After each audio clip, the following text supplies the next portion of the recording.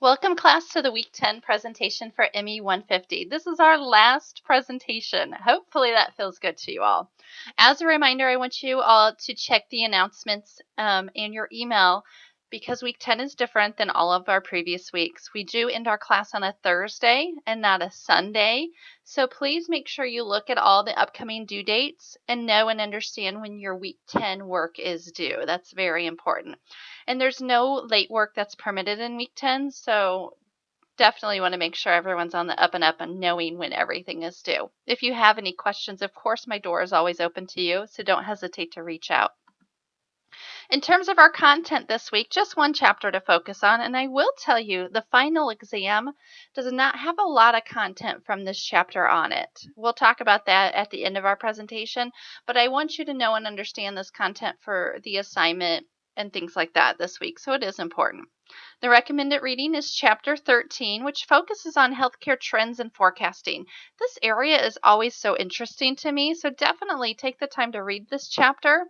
It's kind of like the up and coming in terms of the future of healthcare, and lots of information on wasteful spending in terms of healthcare, which is always a topic of concern. When we hear the term stakeholders and we're thinking of healthcare, these are the people that are impacted or have a stake in healthcare.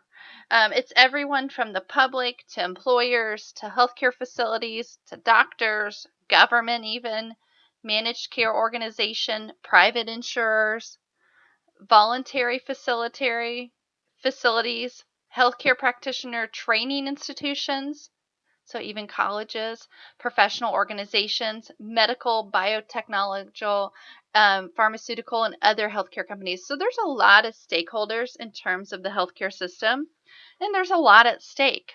Some of the main concerns that the stakeholders have are cost, access, and quality. So let's make sure we know and understand each of these.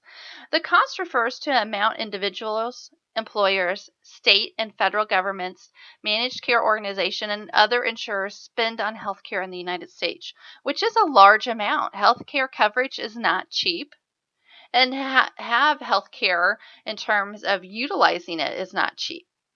Access. This is the availability of the healthcare and the means to purchase healthcare services. Quality. It's the degree of excellence of the healthcare services offered. So you can kind of see why cost, access, and quality would be important to all of those stakeholders that we talked about on the previous slide. Now, some other factors to know that affect healthcare costs and why the costs are so high are sometimes depending on these things. Medical technology. Things cost a lot. We use a lot of technology in medicine now. Administrative costs. The widespread adoption of health information technology, often referred to as HIT. Wasteful spending and fraud. That affects all of us. Unhealthy lifestyles. And aging population. The baby boomers are aging, and that's a large population of people. And as they age, that is going to impact healthcare costs to treat those people, and our lifespan and life expectancy are rising. In terms of those two terms, often we get confused on what each means, so it's important to know and understand the difference. So life expectancy, this is the number of years an individual can expect to live, and it's calculated from his or her birth. So it's kind of like a prediction. The lifespan is the number of years an individual actually lives. So that is a concrete fact of how long you lived. Now, in terms of the future of healthcare, this is the part of the chapter that I find so intriguing. There's lots of trends coming up, data and connectivity. So the future of the system is tied to health information technology, or HIT, that links the data to the patient and the provider. A lot of patient portals exist out there that make our data accessible to our doctors and ourselves pretty easily, which is kind of cool. Preventative and population health. This is the tracking of health of the population to prevent problems in the future and improve healthcare. So we take a population of people and we see what's going on with them, and then we try to catch that before it happens to more people. So we focus on the health of the individual and the population rather than the illness. So if we can catch have preventative measures and lifestyle changes coming about, then that population of people will remain more healthy and hopefully avoid that condition. Personalization and participation. This is personalized medicine that requires the active participation of the patient to maintain health. This is where we take what we know from population health and we put a plan in place specific to that individual on how to help them remain healthy and have a long, sustainable life.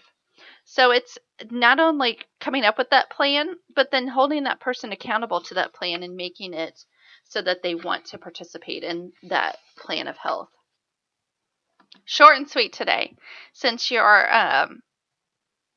final exam didn't have a lot of this content on, I wanted to introduce the concept so you could know and understand your assignment in terms of the content.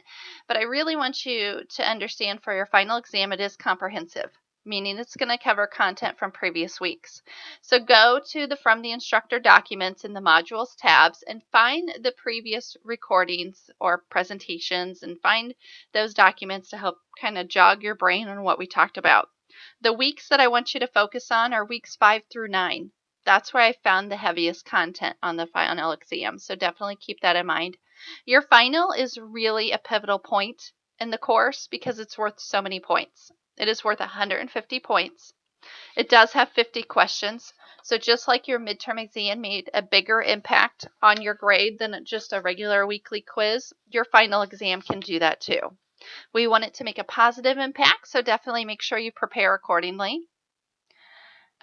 We don't want it to make a negative impact, so if you do kind of slack off on this exam, it will definitely have an impact on your overall grade. Keep that in mind. As always, if you have questions or concerns or need additional assistance, please remember I'm always here. Even after our course ends, if there's something that you need help with that you think I can help you with, know my door is always open to you. I appreciate all of your hard work, dedication, and time that you've put into our class. I love teaching, and I hope I've made this a positive experience for you. I welcome your feedback at any time. If you have any comments, concerns, or anything to share with me on what you liked about our class or what I can improve for next time, that's great feedback. Feel free to email it to me at any time. As always, the information presented today was from your textbook. Do have a great week. Make sure you do look over the due date for week 10 and know and understand when all of your work is due. And have a great future in terms of your educational path and your future career. Thank you so much.